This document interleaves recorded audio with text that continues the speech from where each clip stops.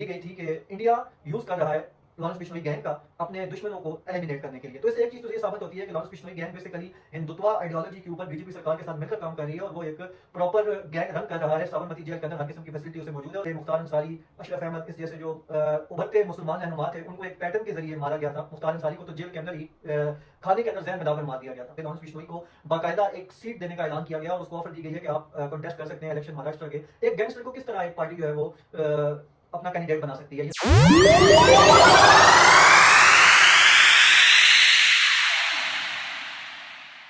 अस्सलामुअलैकुम नाज़रीन, मैं फाद अली और आप देख रहे हैं फाद अली ऑफिशियल। नाज़रीन, बाबा सिद्दीक मर्डर केस में एक नई अपडेट सामने आई है। लॉरेंस बिश्नोई गैंग जिसने जिम्मेदारी ली थी बाबा सिद्दीक मर्डर केस की, बाबा सिद्दीक का मर्डर कर दिया गया था दशहरे के दिन जब वो अपने बेटे ज़ीशान सिद्दीक के ऑफिस के बाहर दशहरा मना रहे थे अपने हल्के के लोगों के साथ। बाबा सिद्दीक का इन्फ्लुएंस काफ़ी ज़्यादा था बॉलीवुड के अंदर, इसी के साथ साथ जो मुस्लिम कम्युनिटी थी उनके अंदर वो काफ़ी ज़्यादा डोमिनेंट थे। बेसिकली ये एक सर्टन पैटर्न के थ्रू उनका मर्डर किया गया था। इससे पहले मुख्तार अंसारी, अशरफ अहमद, इस जैसे जो उभरते मुसलमान रहनुमा थे उनको एक पैटर्न के जरिए मारा गया था। मुख्तार अंसारी को तो जेल के अंदर ही खाने के अंदर जहर मिलाकर मार दिया गया था। बेसिकली ये बीजेपी सरकार का हिंदुत्व एजेंडा है और अमित शाह का, जिसके तहत ये भारत के अंदर बसने वाले जो मुसलमान रहनुमा हैं उनको भी अब टारगेट करना इन्होंने स्टार्ट कर दिया है। और उनका मानना ये है कि हम जितने भी मुसलमान हैं या जितने भी मुसलमान रिप्रेजेंटेटिव हैं उनको एक एक करके एलिमिनेट कर दें। लॉरेंस बिश्नोई बेसिकली साबरमती जेल के अंदर इस वक्त कैद है।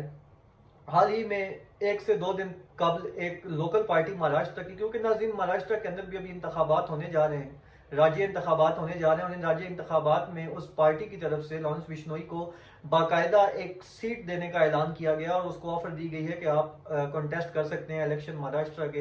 एक गैंगस्टर को किस तरह एक पार्टी जो है वो अपना कैंडिडेट बना सकती है, ये सोचने की बात है। वहीं दूसरी तरफ अगर हम इसको थोड़ा सोचें, इसको अगर इसके ऊपर हम नजर दौड़ाएं तो लॉरेंस बिश्नोई गैंग का जो लिंक है वो बताया गया था कनाडा और यूएस के अंदर।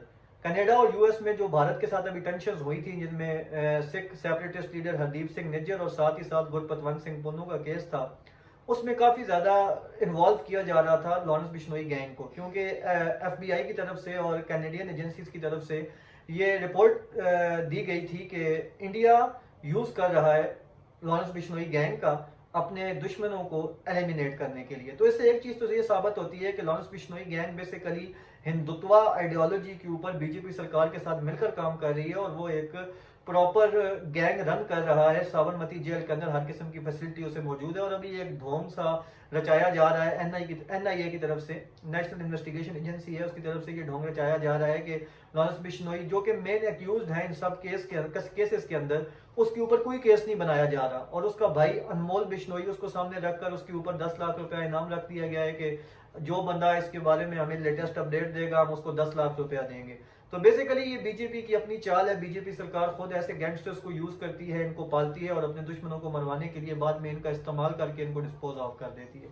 वहीं दूसरी तरफ अगर हम देखें तो एनसीपी, जिसका काफी ज्यादा प्रभाव है महाराष्ट्र के अंदर, और बाबा सिद्दीक भी उसी के मेंबर थे और उसी के जो थे वो एमपी भी रह चुके हैं, उनके बेटे ज़ीशान सिद्दीक को अब एनसीपी की तरफ से महाराष्ट्र की जो कैंडिडेट की लिस्ट निकली है इस बार महाराष्ट्र राज्य इंतखाबात की, उसमें नॉमिनेट कर दिया गया है। तो इससे ये चीज़ साबित होती है कि अपने वालिद की रविश को आगे लेकर ज़ीशान सिद्दीक जो है वो भी अब महाराष्ट्र से बैंड्रा से इलेक्शंस कॉन्टेस्ट करेंगे और अपने इलाके के जो लोग हैं, जो मुस्लिम कम्युनिटी है, उसको रिप्रेजेंट करेंगे और साथ ही साथ जो बीजेपी सरकार है उसका डटकर मुकाबला करने के लिए तैयार है।